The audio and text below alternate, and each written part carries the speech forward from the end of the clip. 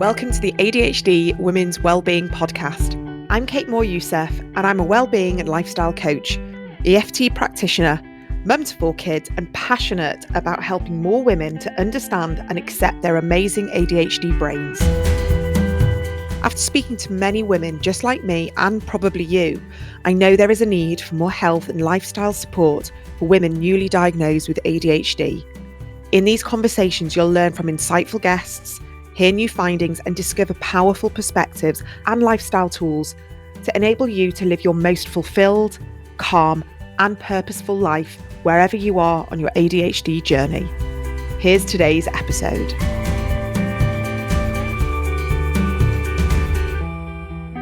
So welcome back everyone to another episode of the ADHD Women's Wellbeing Podcast. I'm Kate Moore-Youssef, your host here as always. And today we're talking about herbal medicine, aromatherapy, and how all these can be supportive for many conditions and issues and traits that come up with ADHD, especially in women. So we have Ellen Rowland here, and she is a medical herbalist and aromatherapist. And in her clinic, she works one-to-one with people who are neurodivergent or think they're neurodivergent, and she helps them improve their sleep, their mood, their focus, and their hormonal and digestive health. Basically, she looks at the full lifestyle and helps them with that alongside ADHD. And she treats a wide range of acute and chronic health conditions along the way. She works with an accepting and whole person approach and tailors treatment plans that work for her patients and their lives. And she uses plant medicines, diet, and lifestyle changes that are evidence-based, gentle, and effective to get lasting results for neurodivergent patients so they can finally thrive. So, welcome, Ellen, to the podcast. It's really good to have you here. Thank you so much for having me, Kate. I'm really happy to be here. So, I'd love to hear a little bit about how you sort of found yourself as a medical herbalist, I guess, how that path has taken you to more of the neurodivergent clients that you are now seeing. Sure, yeah. So, my story probably will sound quite familiar to a lot of the listeners. I was diagnosed with ADHD age 34, but prior to that, I struggled for a long time throughout my adult life with mental health issues, hormonal challenges as well. And I was kind of put from pillar to post by my doctors and other health professionals that I saw because they didn't understand that I had ADHD. And so I had a lot of ups and downs and challenges at work. And I just got to a point where I thought, what's going on here? And eventually taking a year out to go traveling led me to a herbal medicine practice that was working in a community in Central America. And the light bulb kind of came on for me. And I thought, this could be a really interesting avenue to explore. And eventually that's what led me to retrain as an aromatherapist and a herbalist ultimately. And yeah, during my herbal medicine studies, I was actually diagnosed. And that really kind of made a lot of sense for me. The pieces started falling into place. And I thought, no, this is something I'd really like to support my patients with because all of that support that was missing during my childhood and in my young adult life, I'd love to kind of be that support and help people join the dots. And I think with herbal medicine and aromatherapy, it's quite misunderstood generally, but it's broadly very safe to use alongside our modern day pharmaceutical medications. And because it works in a different way, it doesn't kind of counteract any of the benefits from our conventional medications. There are a few exceptions, which we can get into, but it's kind of helping your body to do its job normally. And it kind of, rather than masking symptoms that then come back once you stop taking them, herbal medicine is kind of a gentle, long-term approach that helps nudge the body back into balance, if you like.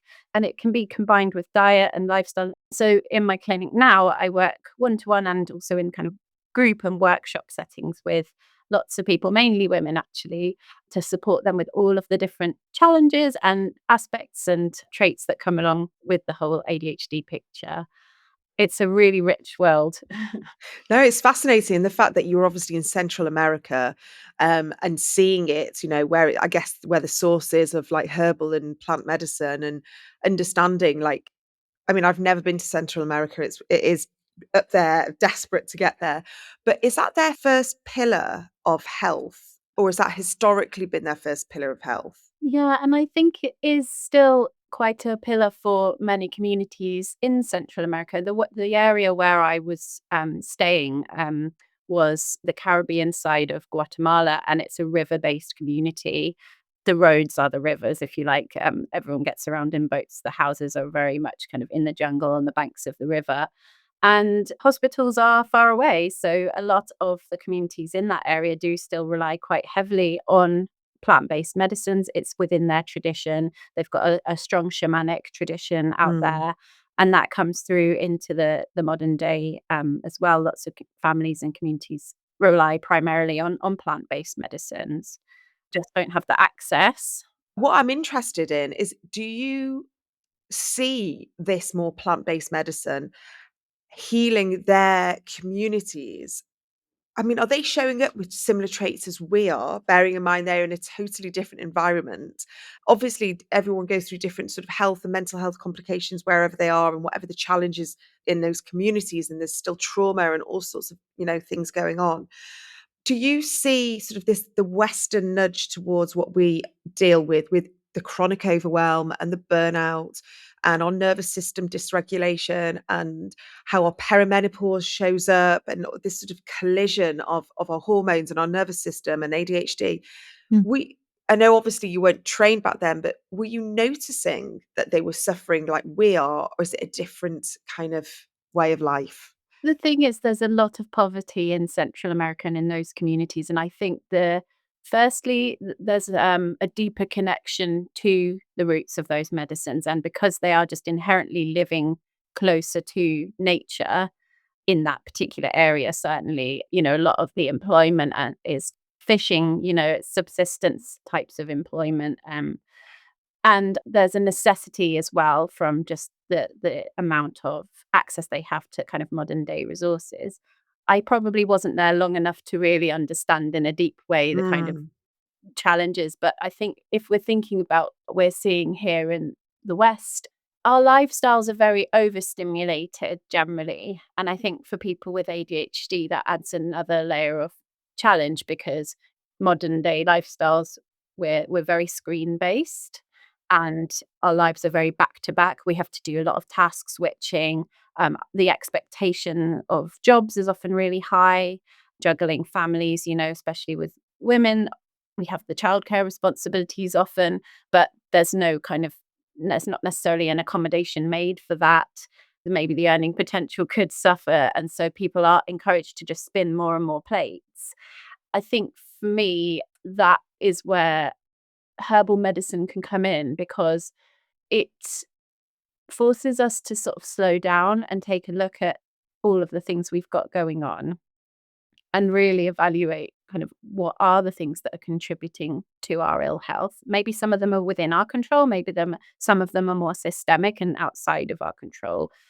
But I think when you sit down with a medical herbalist and you have that hour and a half, that initial consultation, you really look at all the different areas of your life and you can really see, where have I lost connection to the things that bring me joy? You can find correlations and patterns between some of your symptoms and the way that your life currently is, things you might not have even noticed. And I think the difference, if we're thinking about the Central American communities, they're living by necessity much more in relationship with the natural world. Obviously there's a massive discrepancy between sort of the resources that they have access to. So I wouldn't kind of glorify, and say, oh, no. look at them, they're doing it so much better than this, because a lot of the lifestyle out there is really hard. But you can see the difference between the way our kind of modern lifestyle is. There's not that space to really look at the medicine we need in terms of, space and time and nature connection. And I think herbal medicine can be a nice way into sort of looking at that. Yeah, I definitely feel that so many of us are craving the space and to be able to breathe and, like you say, the modern external world often clashes with the nervous system, the sensitive nervous systems that we've got. And we do better when we're in nature. We do better when we're outside, away from screens and the overstimulation. And that, unfortunately, is a fact. And it's hard for us to find that, unless we literally do take ourselves off to, traveling or go and live somewhere very quiet and remote. But then there is that kind of conflict that we have, that we do like the stimulation as well. So we sort of thrive off the stimulation, but sometimes it just gets too much. And I'm wondering with the herbal medicine, is that, I mean, I see this with medicine as a whole. It can't just be a sticking plaster, because we have to make changes. So I presume, if someone comes to you and says, they're overwhelmed and they're not getting enough sleep, they're stressed at work, they're burnt out, the boundaries are all over the place. There's only so much a herbal medicine can do in that situation. And it's the same with medication. It's the same with HRT. Like, you've got to make other changes, not just take the medication and think there's going to be like a revolutionary kind of shift. Absolutely. I think that's a really good point. And I think when people kind of first arrive in my clinic and they've got a long list of, things that they need support with, the first thing that we always do once we've done that initial consultation is really look at what are the things that are within their ability to change right now. And maybe that might be more in the future once we've been working together for a while. But I always try and base it on what's realistic for you at this point in time to change. What's the one small tweak that we can make? And sometimes it doesn't happen straight away because we need a few appointments and just looking at the whole picture of their life to kind of for the penny to drop sometimes and to go, okay, I can see how this thing is keep recurring in my life. And actually, in order for that to change, there's some other things that might need to change. And it's difficult because there's a lot of financial pressure. So it might not be that work can be the thing that changes. But Mm. I think I always try and start with, well, what is the one thing you can do? Can you take 10 minutes outside in the morning with a cup of tea just to be in this, get some sunlight into your eyes if your sleep's struggling, to help reset your circadian rhythm and to train your brain and produce those hormones that you need that are going to keep that regulation so that then when it comes to the evening, your body is set up more for sleep. Can you take your phone out of the bedroom a couple of hours before bed and switch it off and have that protected time, so we're working with the herbs as a supportive scaffolding, if you like, but we're also looking at those other lifestyle changes that are so important. Yeah, yeah. I think, thank you, because it is so important that we try and do what we can within our control.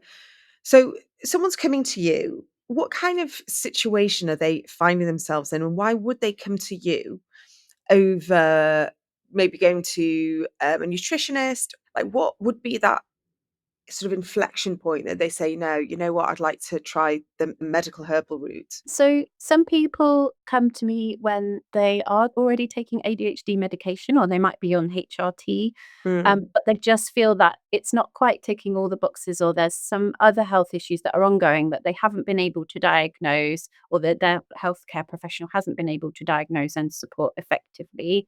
Some people come when they've got long-term autoimmune conditions that need extra maintenance and support. So the great thing about herbal medicine, as opposed to, well, in collaboration with nutrition, the good thing about herbal medicine is that we are trained in herbal medicine, but we're also trained in nutrition as well. We're trained in clinical skills similar to how a GP can assess blood pressure or do a respiratory examination. So we're trained to look across the board. And I guess what we have is the luxury of time.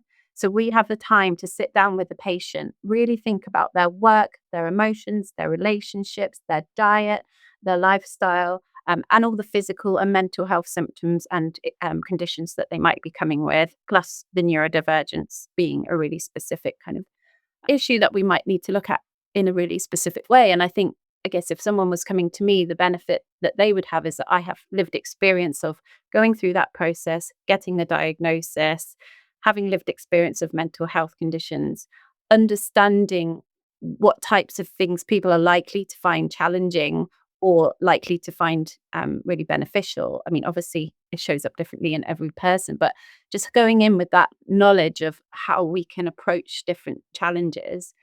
And yeah, it's integrative. So it works alongside other medications. So it's really safe to take alongside most other medications. So it's a nice, gentle way that it can kind of slot into people's lives. And you've got the benefit of that ongoing support. So we are able to look at blood test results with the patients as well. We're able to send referral letters back to the GP, back to other health specialists if further tests are needed. But it's that kind of safe space that they can always come back to. Yeah. I mean, how do GPs respond to you when you do send letters and trying to collaborate together? Yeah. Are they interested in what you do? Some practitioners have a really good understanding of herbalism and they can see how we can actually support them to do their job. And that's the message I'd really love to be a bit stronger, because there's a lot we can do. So some of them really appreciate it and work well with us, and we can kind of cross refer. Some are not interested or they don't understand. It's a real mixed picture. Yeah. It would be lovely to see more sort of collaboration and see, for the GP to then see that you're taking a bit of a weight off them, Yes. and helping.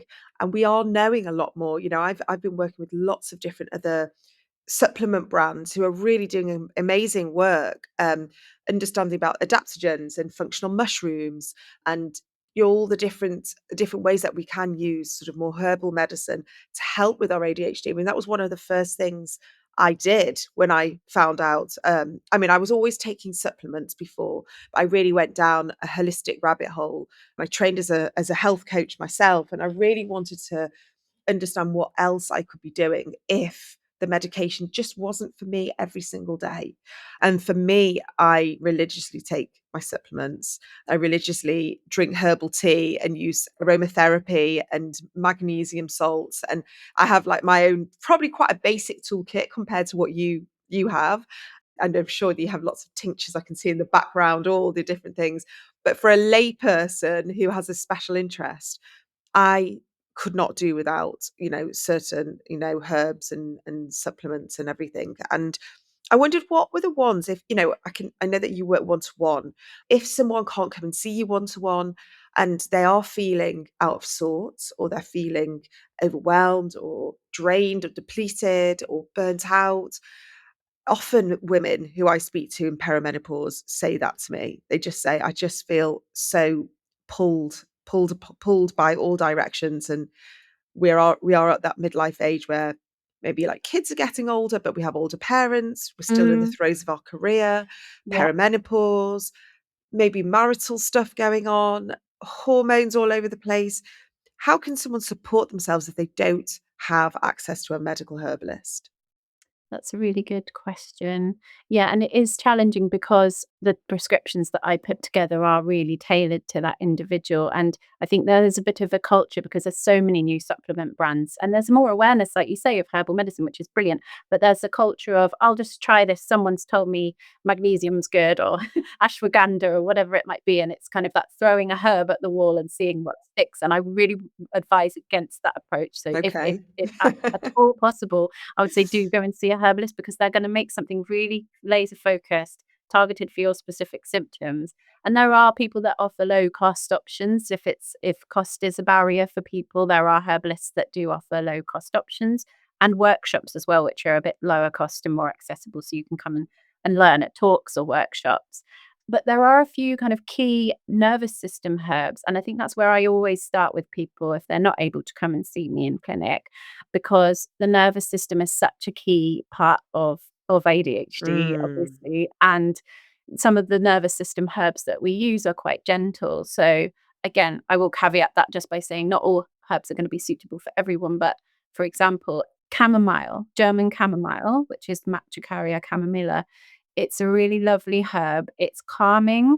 It acts on our GABA receptors. So GABA is the neurotransmitter that I guess deactivates our sympathetic nervous system, so our fight or flight, and allows the parasympathetic, the calm, the rest and digest to take over. And what chamomile does, because it's a slightly bitter herb, it helps to regulate the digestive system and the vagus nerve that connects the brain to the digestive system, that can tell our brain it's safe to relax. It can have an effect on that and put you into that parasympathetic mm. state.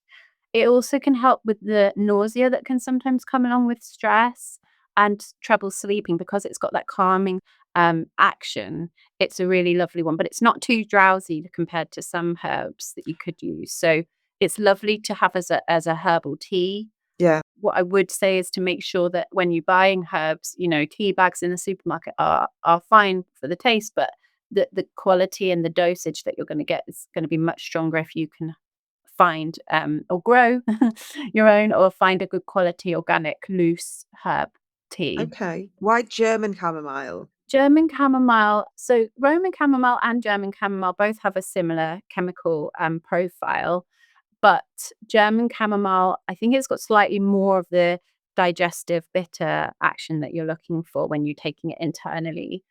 Essential oil of chamomile is also really lovely, so you can pop that in a diffuser and have that in your bedroom before sleep, or if you need to feel calm, you can have an inhaler. You have these little they're a Okay. bit like a Vicks inhaler, and you can Yeah. put essential oils in Oh, those and keep wow. them in your bag or in your pocket for when you're feeling stressed, and so that either German or Roman would be quite calming. But the German chamomile tends to be the one we use internally because it's just got more of the compounds that we're looking for to have those effects. Okay. I have a chamomile tea every single night. And even though it's probably not, it is a supermarket chamomile tea, but it is my kind of like my transition from a crazy hectic day, sitting on the couch, watching something on TV. I've been doing that religiously now for about at least 3 months, and my sleep for sure has got better. But I Interesting. also just notice I really respond well to chamomile, like always, even if I have it in the afternoon when I just want to kind of start taking things down a notch. I notice myself yawning more and just like relaxing more and not. I have quite sort of an agitated nervous system. It takes a lot. I have to either sort of put myself in like a hot bath or have a tea or a weighted blanket or a hot water bottle or something quite physical to calm my nervous system. Otherwise, I will just keep going and going and going and then totally burn out. So it's like I need that actual transition point to say, "Stop now, you've done enough." That's a really good, point actually, the kind of ritual nature, because all those things like the hot bath, the hot water bottle, there's something physical. What the actual ritual of making the tea, because with a herbal loose tea, it's slightly different to when you're kind of making your builder's tea in the morning. You need it to cover, you need it because the, volatile oils that are having those effects that we want they're volatile, so they will evaporate if you don't cover it. So you've got to cover it and brew it for about 10-15 minutes at least, and pouring it out and smelling the aroma, tasting the tea. That's all part of that ritual that's then telling your vagus nerve and your nervous system in general, okay, this is a time for calm. And the more you can build that as a ritual, 10-15 minutes a day, it doesn't take long, but you can build that connection with the aroma, that connection with the herb and the making of the tea.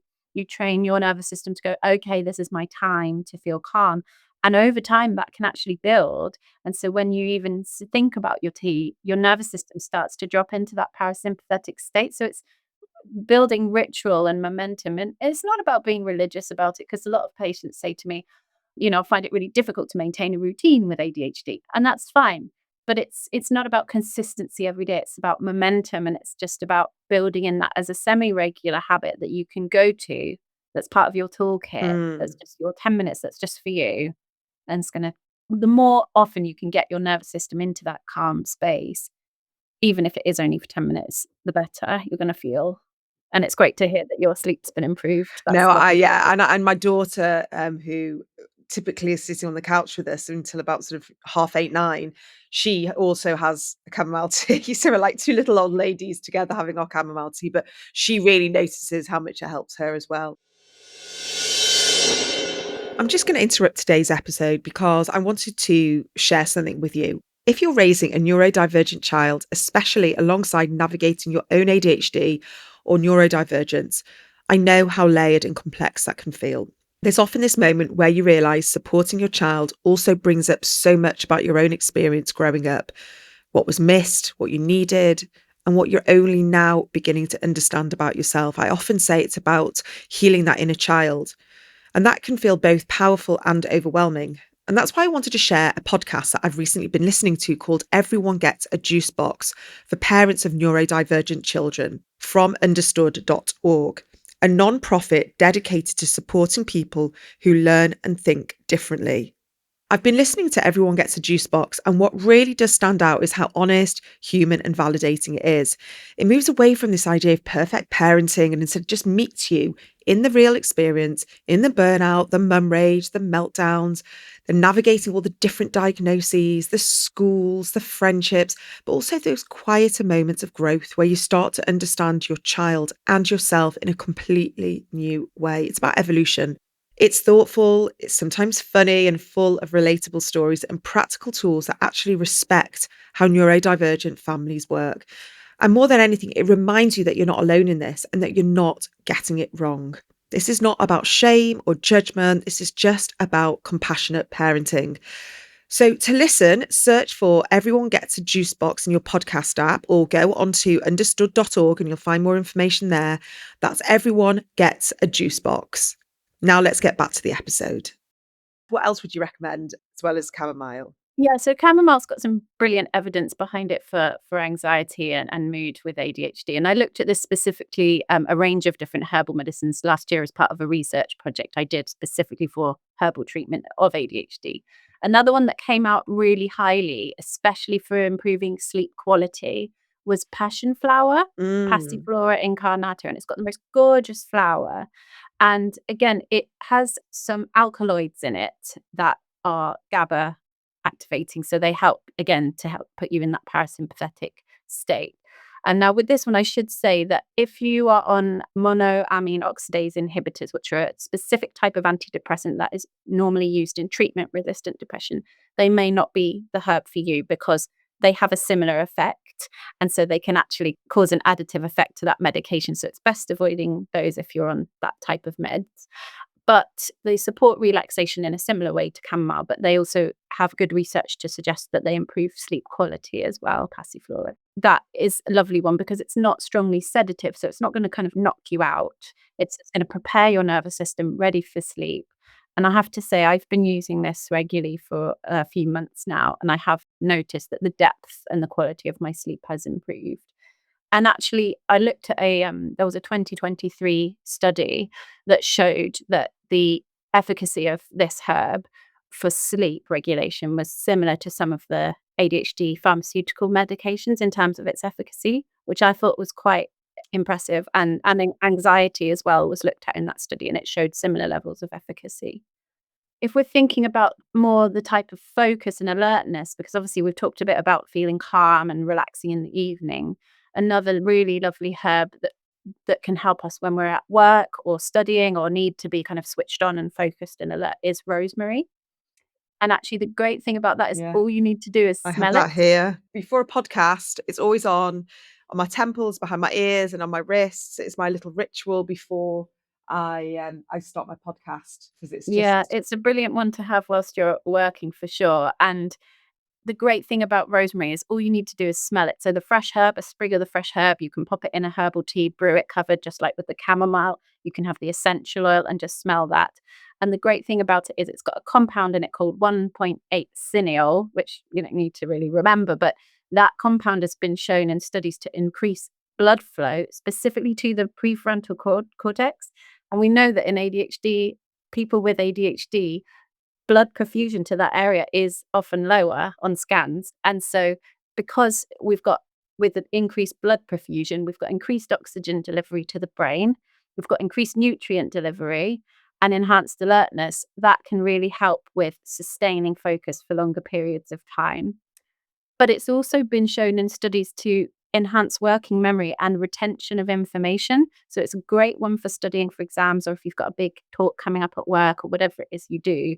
It improves speed and accuracy of information recall as well. So it's focus and memory. So it's really amazing if you need to overcome a bit of an afternoon slump or if you've got a big, a talk or podcast to do, really great to inhale some rosemary. I should say with rosemary, if you are pregnant or if you have epilepsy, you should avoid rosemary because it's contraindicated with those conditions. But yeah, brilliant oil for clearing brain fog, fatigue, bit of a brain boost. brilliant. No, I mean, Really good. I use it all the time, but you've just made me think my daughter's about to start her A levels, and she typically ignores everything I say. the amount of supplements I've given her, and they just still sit on her, on the side of her desk. But I might go and buy her some rosemary oil and just say, like, what's the worst that can happen? You know? Yeah, make a little inhaler for her. Yeah, she's very cynical, but I'm gonna try. And it just smells nice if nothing else. People may be listening to this thinking, that it's not evidence-based, but, all of the things I'm talking to you about are really they've got good evidence to back them up. But if nothing else, it just smells lovely, and even the act of smelling something nice is calming for your nervous system. It's gonna make you feel better if you like the smell. So as an aromatherapist, I often say in my workshops, I can tell you 10 things about this herb, but if you don't like it, it's not gonna work for you. On the other hand, I can tell you 10 things about it, and if you really love it, that's gonna make you feel good and put you in a better frame of mind. And it's that muscle memory thing of training your brain to associate the aroma with that calm state or that alert state. The more you do this, the better you're gonna feel and the more quickly you can tap into that feeling that you're trying to achieve. So it's very fast acting because our sense of smell is the only sense that has a direct link to our brain. And so when you inhale an essential oil, the molecules are so tiny, they can go up in through our nose and into the olfactory bulb, which is kind of here at the base of the brain. And there's a lock and key mechanism that happens. So the molecule kind of fits into the receptor, and that's how we can detect different aromas. But the cool thing about that is that the molecules are so small, they're able to pass straight into our bloodstream. And so that's why aroma can have such an instant and powerful impact on our mood or our hormones. It can trigger different chemical cascades within the body. So even though it seems like, oh, it's just a nice smell, no, it's actually internal medicine. It's doing something really quickly that other medicines can't necessarily do that quickly. Yeah, I'm a huge fan of aromatherapy. I have lots of different options by my bath that I put in, and I like sort of like the cedar woods, but then I also like very sort of like citrusy, revitalizing.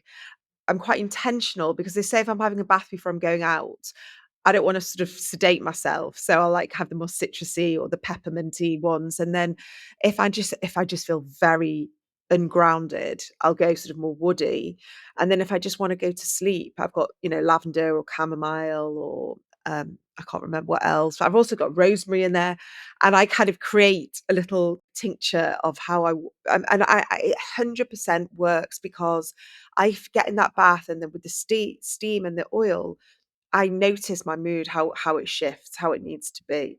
So it is brilliant how it works with the brain. Yeah, it's a lovely ritual as well. And if anybody's interested in learning a bit more, I've got a book there called The Healing Power of Scent. And Yes, I've written that it's kind of a bit of a holistic guide. It's got a bit of neuroscience in it, bit of information on how oils are produced, and then there's a few sensory rituals and activities and recipes in there that people can use to familiarize themselves with the different plants. And in the back, there's 16 different plant profiles, so you can go through and learn about the different essential oils, the different herbs, and what they might be helpful for. fantastic. I'll put that in the show notes, definitely. The healing power of scent. I'm gonna be buying that. 10% off for your listeners as well. Thank you. I'll put that link in the show notes. So we've got chamomile, passion flower, rosemary. Is there another really good one? Yeah, there are. I mean, lavender is a classic. Mm, Most people know and can grow or find lavender, either the herb or the essential oil. And that, again, it's been shown in studies to improve sleep quality and duration. So that is another one that I might suggest looking into. And the other herb that may be less well known to people is one called bacopa, and it's an Ayurvedic herb. And you can get it through a herbalist or as a supplement, but I guess with supplements, you've just got to be really wary of the quality because not all supplements are created equal, sort of thing. So you have to know kind of where you're going to get them. But that one has got really strong evidence for cognitive function, attention, and moderate evidence for supporting kind of hyperactivity, impulsivity, although it's less strong evidence on anxiety and sleep. So that one if is another good cognitive function herb that you could look into. okay, and how's that Um, taken? Is it a well, supplement or is it a tea? it can be a tincture. I've never used it as a tea. I imagine it could be available as a tea, but the way I've used it is in powder form that's been compressed into capsules because it's easier to dose that way. Now, would say with any of these herbs, it's not kind of you take it and then you're going to instantly notice the effects. A lot of the time I work for 3 or 4 months with patients, and we build up the right dose, and we calibrate over time. So I would say again, it's the thing of make sure that you're seeing a herbalist if you can, and get the dosage right, and take it for a long time, and make sure it's kind of suitable for you before taking it. But that one is one that I've used it during my studies, for example, and found it really supportive. And then there's another plant family. You may have heard of ginseng or Siberian ginseng, Panax ginseng, or American ginseng. Those are considered adaptogens, and that's a bit of a buzzword at the moment. And it essentially means a herb that has a non-specific action, but that helps your body adapt to stresses, whether they're physical or emotional or mental. And ginsengs, particularly in perimenopause, Siberian ginseng, so Eleutherococcus enterococcus, can be a really lovely herb to use because it's that kind of grounding support, and it can help level out emotional dysregulation. And the herbalist that I go to, she says it keeps well people well. So it's Oh, like like a that. good preventative herb, Okay. and supportive herb that might form the basis of, quite a lot of mixes that I put together for my patients. Yeah. So Brilliant. again, all of them might not be suitable for everyone, but those are the ones I would look into. And there's a great website that I'm a contributor for, and it's called Herbal Reality. It's a free educational resource. So if people want to go and read more about herbal medicines and make sure that it's evidence based, that's a great place to go, because all the articles are written by trained health professionals and medical herbalists. So it's really evidence based. They've got quite rigorous editing there. So I would recommend that as a place to learn more for free. Thank you so much. Last question. What do you think about saffron? Saffron has got a bit of a mixed bag of evidence. So the research that I did, it didn't come up as one of the top herbs. And I know that there are quite a lot of papers out there about saffron. It's not one that I currently use, mainly because it's quite expensive. And there are other herbs that do just as good a job, I would say, and that are a lot more accessible. Um, so I'm not, the jury's out on that one. Yeah, interesting. No, because I think it's great, but sometimes because I take it with lots of other things, like you say, if it's sort of evidence-based, but I'm gonna go on the Herbal Reality. Is it .com or .co.uk? .com. Okay, I'll make Yeah. sure that's also in the Um, notes. yeah. The other one I would mention just quickly is turmeric, because Mm, turmeric has compounds in it that can pass the blood-brain barrier, and because it's so, strongly anti-inflammatory, and inflammation plays a big role in kind of oxidative damage to the cells, that can be a really nice one, to look into. It's also really nourishing for the gut and can help regulate the digestive system as well. mm. So that would be one I would also look into. And I know some people do find saffron, and not to to dismiss it completely, because there is evidence to suggest that it is supportive, but the quality is quite variable of that evidence, I would say. That's all. Okay, brilliant. Well, if someone's listening and they want to get in touch with you, they wanna work with you, do you work online or do you work So I offer online and in-person appointments. So I'm based down in the southwest in Bristol, but I do offer online sessions as well, and all the herbs are posted, so it's quite accessible if you don't live in the southwest. I do offer a 15-minute free discovery call. So if they go on my website, which is amberluna.co.uk, they can book a free discovery call. And I tend to work in 4 months blocks. So to give the herbs a really good chance to get going and to sort of make the lifestyle changes that we need to make. We work in a 4 month block typically, and then we review and see if that person then wants to move to a more of an ad hoc way of working, or they just want to have their herbs prescriptions renewed. It really depends on the person. Sometimes they need a bit longer. So it's quite flexible, really. brilliant, and do you work with kids as well? I do, yeah. I can work with children, adults, elderly people, all stages of life. Children, we tend to dose and prescribe slightly differently, because there's some herbs that are more suitable for children, or different ways of taking the herbs. But yes. Fantastic. Oh, well, thank you so much. It's been so interesting, very, very helpful. And just to have those sort of like confirmation on the more accessible herbs. And then obviously, I know, it's hard if it's like becomes more of a personal consultation if we start asking for all the other ones. But I think you've given everyone a nice little introduction to medical herbalism and aromatherapy, especially when we are also taking other medications and we just kind of want something a bit more holistic to kind of like give us that extra Yeah. boost. Yeah, and I think one thing we haven't talked about, which is important to say, that with the methylphenidate or non-stimulant ADHD medications, there are often a whole list of side effects. I mean, I've done talks before. I've filled up a whole slide just with the side effects of one medication, and herbal medicine can really come into its own on that front as well. Bringing down some of those unwanted side effects, supporting the sleep if we're finding that the stimulant medication is, disrupting our sleep, for example, or causing extra anxiety. Herbal medicine can come in and just address those side effects so that then you can feel really well with your medication and your herbal medicines, and you've got the kind of multifactorial toolkit to Yeah. support you. I think that's a huge thing because so many people don't like the side effects so much that they don't carry on taking the medication that potentially is helping them in a window of time, but the side effects outweigh the situation. So that's really, really good to know. I mean, that was one of the reasons why I don't take medication very often, is because I don't like the feeling the 2 or 3 hours afterwards. And that's quite a considerable chunk of our day to not feel Absolutely. great. So that's really, really good to know. Um, Thank you so much. There's a lot of great resources that are all going to go in the show notes. So I'm going to make sure that people know where to find you. I look forward to speaking again. Thank you so much for your time today. Thank you. Thanks for having me. I really appreciate the opportunity, and hopefully this has been helpful for someone out there. It very much has. Thank you for being here and listening to today's episode. I just want to remind you that if you are looking for more support on your ADHD journey, there are so many resources waiting for you over at adhdwomenswellbeing.co.uk. So inside the ADHD Women's Wellbeing Workshop Library, you'll find practical and compassionate guidance on topics such as nervous system regulation, rejection sensitive dysphoria, perfectionism, emotional regulation, hormones, parenting, and so much more, all designed specifically for late diagnosed neurodivergent women.